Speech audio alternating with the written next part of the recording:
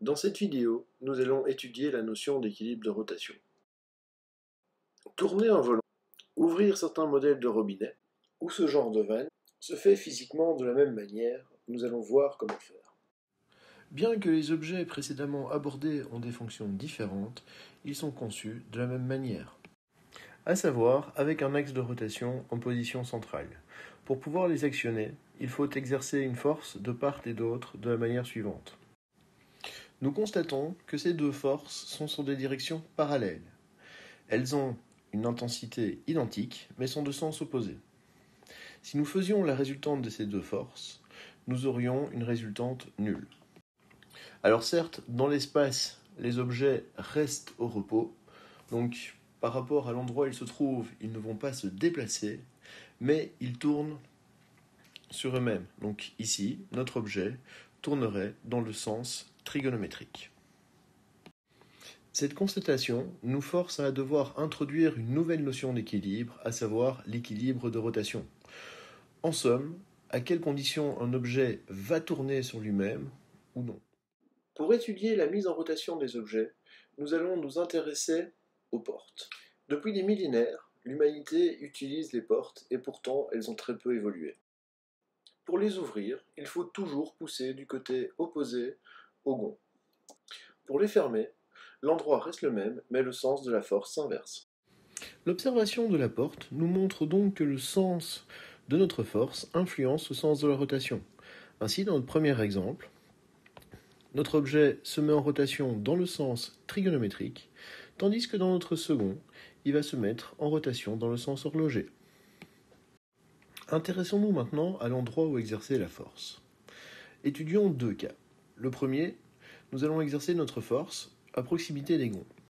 Dans le deuxième, nous allons exercer la même force, mais du côté opposé au gond.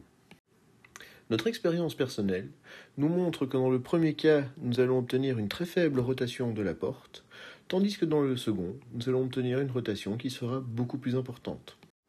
Autrement dit, la porte va s'ouvrir beaucoup plus facilement et beaucoup plus vite. Si nous souhaitons obtenir un effet similaire dans le deuxième cas, nous allons devoir exercer une force beaucoup plus grande. Et nous verrons alors un même effet de rotation que dans notre second cas. La conclusion à tirer de ces expériences, c'est que la distance entre l'axe de rotation et le point d'application de la force est extrêmement importante quant au mouvement rotatif obtenu.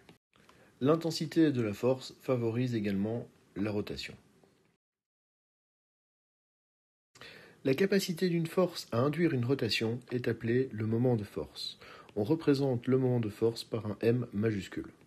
Nous venons de voir que le moment de force dépend de deux facteurs. D'une part, l'intensité de la force mettant en rotation l'objet, et d'autre part, la distance entre l'axe de rotation de l'objet et le point d'application de la force. Le moment de force se calcule donc par force fois distance. Son unité est le newton fois mètre. Nous avons également vu que le sens de la force influence le sens de rotation de l'objet. Lorsque l'objet tourne dans le sens des aiguilles d'une montre, par convention, le moment sera négatif. Tandis que lorsque l'objet tourne dans le sens trigonométrique, par convention, le moment sera positif. Il est important de constater que nous travaillons avec une force perpendiculaire à l'objet. Si ce n'est pas le cas, il faut travailler avec la composante perpendiculaire de la force. Nous allons maintenant voir à quelles conditions un objet sera à l'équilibre de rotation. L'expérience nous montre que lorsque quelqu'un essaye d'ouvrir une porte et que nous ne voulons pas voir cette personne rentrer, nous devons pousser dans l'autre sens. En somme, il faut que le moment créé par la première force soit annulé par le moment créé par la deuxième force. Autrement dit, si la somme des moments faisant tourner l'objet dans un sens est égale à la somme des moments faisant tourner l'objet dans l'autre sens, alors l'objet sera à l'équilibre de rotation. Dans le cas de notre schéma, il va falloir que M1 soit égal à M2. Autrement dit, F1 fois D1 doit être égal à F2 fois D2. Il est donc extrêmement important d'identifier dans quel sens une force va engendrer une rotation. Autre remarque importante, si M1 est plus grand que M2, l'objet va tourner dans le sens de M1. En revanche, si M1 est plus petit que M2, l'objet va tourner dans le sens de M2.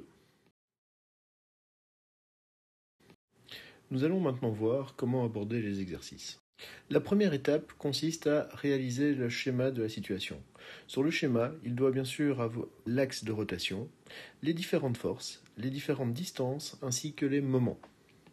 Ensuite, le conseil est de partir de la relation suivante. Somme des moments faisant tourner dans un sens doit être égale à la somme des moments faisant tourner dans l'autre. Cette relation est bien sûr à développer. Il faut ensuite marquer les différents moments en jeu. Et puis alors après, nous savons que le moment, c'est la force fois la distance. Donc il faut remplacer les expressions des moments par force fois distance. Dans l'expression obtenue, il n'y a plus qu'à remplacer les différentes valeurs de l'énoncé pour obtenir notre équation, qu'il nous faudra ensuite résoudre. En respectant rigoureusement cette méthode, la résolution des exercices ne devrait pas poser de problème. Comme dernière remarque, il faut bien sûr vérifier que toutes les forces soient bien perpendiculaires à l'objet.